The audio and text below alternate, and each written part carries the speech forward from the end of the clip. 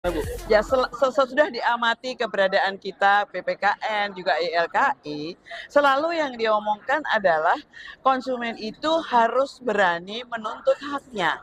Satu hal yang harus sudah dimulai sekarang adalah konsumen bertanggung jawab ketika dia berkonsumsi. Jadi tidak hanya pintar untuk menyampaikan mengadu, tetapi dia juga harus bertanggung jawab ketika dia mengkonsumsi suatu baca.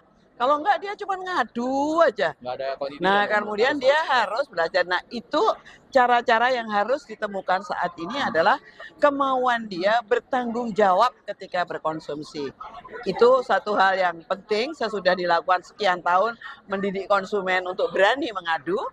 Sekarang mendidik konsumen harus berani bertanggung jawab terhadap produk yang dibelinya, yang dipakai, dibaca. Jadi pertanyaan-pertanyaan yang harus selalu dimasukkan ke mereka dalam edukasi adalah apakah Anda melakukan ini? Nah, itu dicatat semua.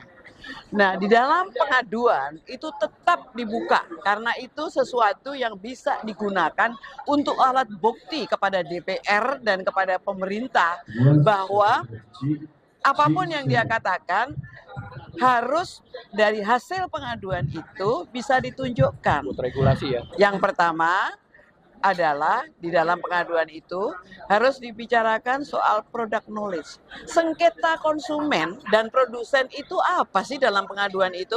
Apakah karena tidak jelas menjelaskan product knowledge? Kalau bank ya kartu kredit jelasin, nggak jelas, bukan itu yang dia ngerti sehingga dia keliru menggunakan kartu kredit itu sendiri.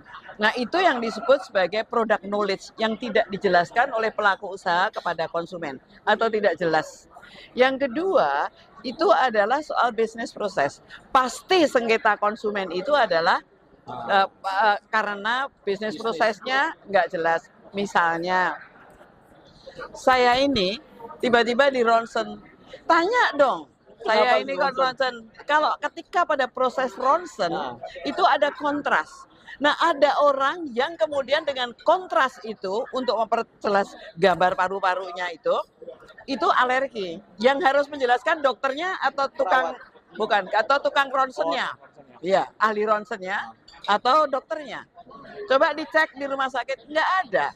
Itulah yang mengakibatkan korban di masyarakat.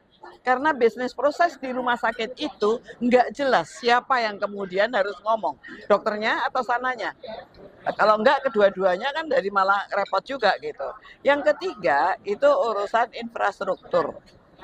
Di luar Jawa nggak ada yang namanya